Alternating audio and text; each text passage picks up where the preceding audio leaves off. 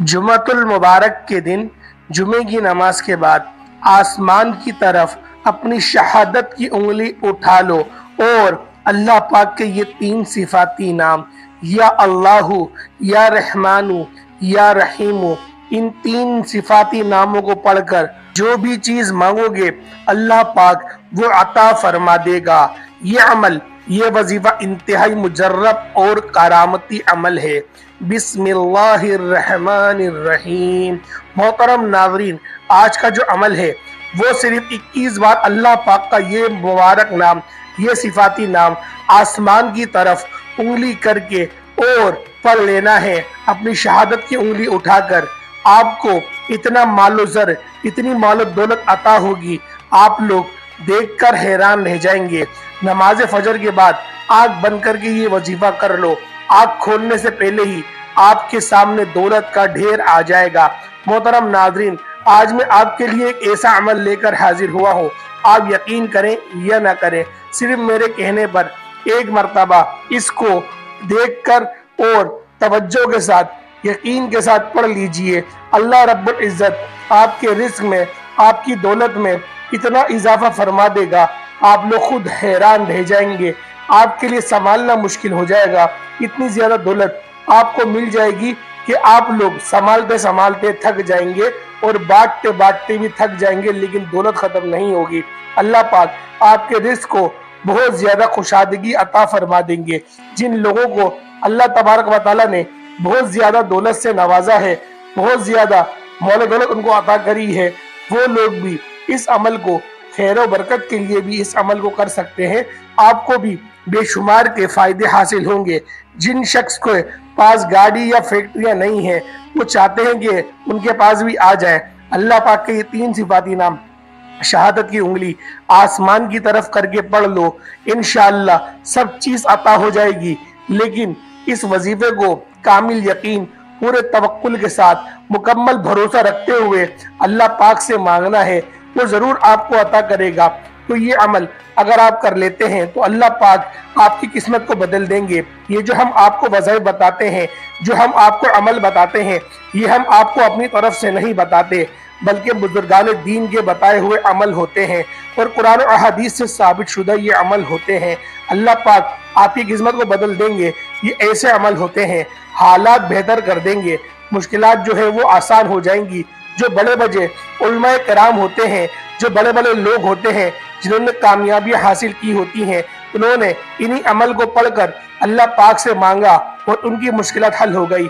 तो वही अमल हम आपके साथ शेयर करते हैं और ये बहुत ज्यादा लोगों के लिए कीमती है, क्योंकि अल्लाह पाक ने कुरान मजीद में हर बीमारी का इलाज रखा है और ये अमल कुरान मजीद से ही पढ़ा जाता है। इनका पढ़ना अल्लाह तबारक व तआला की फौरी गैबी मदद लेकर आता है। हर इंसान की मदद अल्लाह तबारक व तआला ही फरमाते हैं। हर चीज की मदद करने वाली जात अल्लाह तबारक व तआला की जात है। सबको रिज़्क़ भी अल्लाह पाक ही देते हैं, सबको मालदार भी अल्लाह पाक ही बना देते हैं। तो अगर आप अल्लाह पाक पर भरोसा रखकर इस अमल को करेंगे, अल्लाह पाक आपकी मदद जरूर फरमाएंगे, आपके हालात बेहतर हो जाएंगे। नाज़रीन किराम, अगर आप वज़ाइफ कर करके अब थक चुके हैं, अगर आपने हर मुमकिन कोशिश भी कर ली, मगर इसके बावजूद भी आपके रिज़्क़ की जो भी तंगियां हैं, जो भी परेशानियां हैं, वो खत्म नहीं हो रही, आप बेहद मायूस हो चुके हैं, तो अब आप मायूसी को छोड़ दें, क्योंकि मायूसी कुफ्र है। इंसान की फितरत ऐसी है, ऐसी जिंदगी में सब कुछ अपने मुताबिक चाहिए, सब उसकी मर्जी और मंशा के मुताबिक नहीं होता, तो वो नाउमीद और मायूस हो जाता है। साथ ही इसको ये एहसास सताता है कि अब इसे मजीद नहीं जीना। इंसान बुनियादी तौर पर बहुत ज्यादा जल्दबाज वाक़या हुआ है। इससे अगर कुछ हासिल ना करना हो तो वो इसके लिए तंग दूर हो जाता है, दुआएं मांगता है, मेहनत करता है, मगर जब उसकी मंशा के मुताबिक उसको फल नहीं मिलता तो वो थक जाता है और उसी थकन में, वो उसी मायूसी में और ज्यादा अंधेरों में अपने वजूद को डाल देता है और उम्मीद का दामन छोड़ देता है और अल्लाह पाक से उसका यकीन भटकना शुरू हो जाता है। मेरे प्यारे भाइयों, ये वो शैतान की फॉर्मेशन है। अगर आप लोग समझें तो आप लोग कभी भी अपनी जिंदगी में परेशान नहीं होंगे, क्योंकि अल्लाह पाक हमें वही चीज अता करता है جو ہمارے لیے بہتر ہو۔ اللہ پاک وہ چیز ہمیں عطا نہیں کرتا جس کے حاصل ہونے کے بعد اللہ پاک ہمیں گمراہ کر دے۔ تو پیارے دوستوں، آپ لوگوں نے پورا توکل اور پورا بھروسہ رکھتے ہوئے اس وظیفے کو کرنا ہے، پھر آپ دیکھیں گے کہ اللہ پاک آپ کو کون سے رنگ لگاتے ہیں۔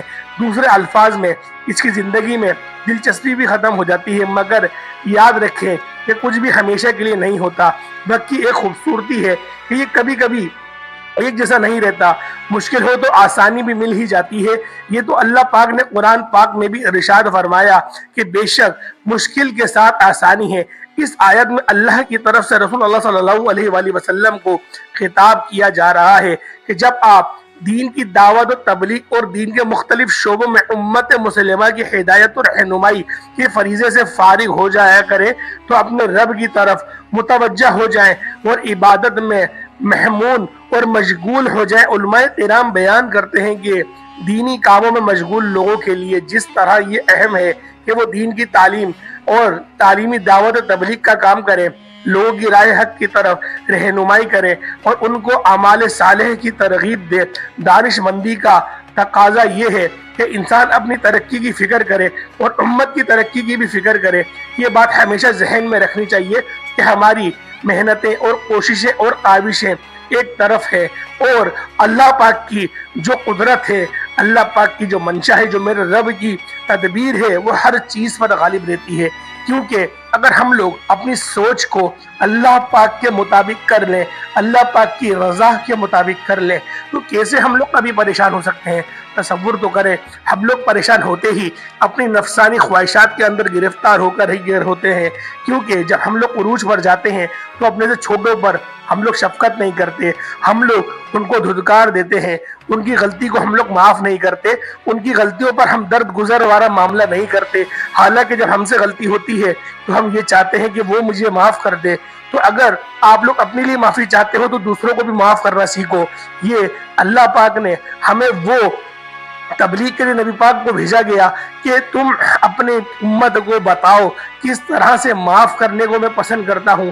تو لہٰذا نبی پاک نے سب سے بہترین زندگی گزار کے ہمیں بتائی، ہمیں مشعل راہ دکھائی کہ اس طرح کی زندگی گزارو تاکہ تم لوگوں کے لیے آسانی ہو۔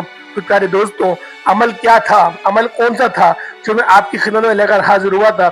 جمعۃ المبارک کے دن انتہائی مجرب وظیفہ ہے، جمعے کے دن اس عمل کو کر لیں، انشاءاللہ آپ کی زندگی کے ہر کام، ہر بگڑے کام بن جائیں گے۔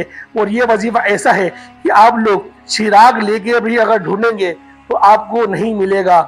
حدیث نبوی صلی اللہ علیہ وآلہ وسلم کا مفہوم ہے کہ اگر صدقہ کرنے والا جان لے اور سمجھ لے کہ اس کا صدقہ فقیر کے ہاتھ میں سے پہلے اللہ کے ہاتھ میں جاتا ہے تو یقیناً دینے والے کو لذت لینے والے سے کہیں زیادہ ہوگی۔ لیکن صدقہ جنت کے دروازوں میں سے ایک دروازہ ہے۔ صدقہ اعمال صالح میں افضل عمل ہے اور سب سے افضل صدقہ کھانا کھلانا ہے۔ صدقہ قیامت کے دن سایہ ہوگا اور اپنے دینے والے کو آگ سے خلاصی دلائے گا۔ صدقہ اللہ جل جلالہ کے غضب کو ٹھنڈا کرتا ہے اور قبر کی گرمی کو ٹھنڈک کا سما ہے۔ میت کے لیے بہترین ہدیہ اور سب سے زیادہ نفع بخش چیز صدقہ ہے اور صدقے کے ثواب کو اللہ تعالیٰ بڑھاتے رہتے ہیں۔ صدقہ دینا نفس کی پاکی کا ذریعہ بھی ہے اور نیکیوں کو بڑھاتا بھی ہے۔ صدقہ قیامت کے دن صدقہ کرنے والے کے چہرے کو تر و تازگی کا سبب بنا دے گا۔ صدقہ قیامت کی ہولناک کے خوف سے امان دے گا اور گزرے ہوئے پر افسوس نہیں ہونے دیتا۔ صدقہ گناہوں کی مغفرت کا سبب اور کفارہ ہے۔ صدقہ خوشخبری اور فرشتوں کی دعا کا سبب ہے۔ صدقہ دینے والا بہترین لوگوں میں سے ہے اور اس کا ثواب ہر اس شخص کو ملتا ہے جو اس میں کسی طور پر بھی شریک ہو۔ صدقہ دینے والے سے خیر کثیر اور بڑے اجر کا وعدہ ہے۔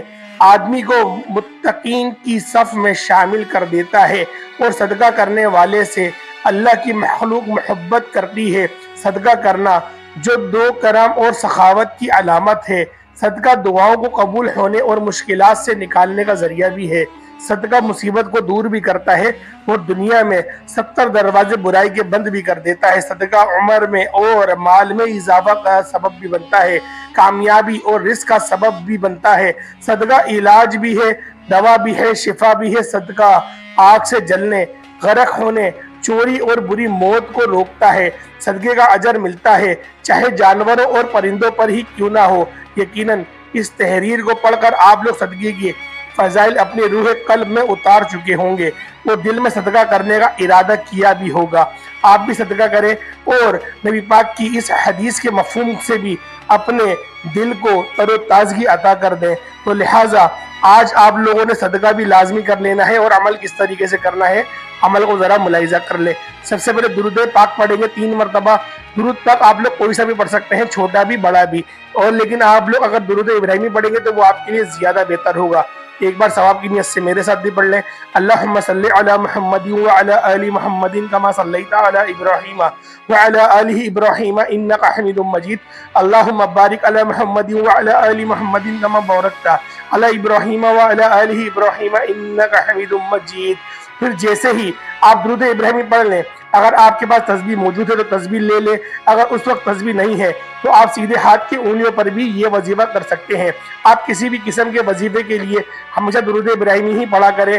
हो सके तो हाथ की उंगलियों के कोड़ों पर पढ़ लें, या वजीफा आप लोग किसी भी चीज़ के ऊपर कर सकते हैं। लेकिन आप लोग अगर तस्बीह का इस्तेमाल करेंगे तो वो भी आपके लिए मुफीद है, लेकिन हाथों पर शुमार करना ज़्यादा बेहतर होता है। वजीफे के बाद अल्लाह पाक से इंतहाई खुलूस और दर्दमंदाना अंदाज में गिड़गिड़ा कर अपनी तमाम मुश्किलात और हाजत की दुआ करेंगे।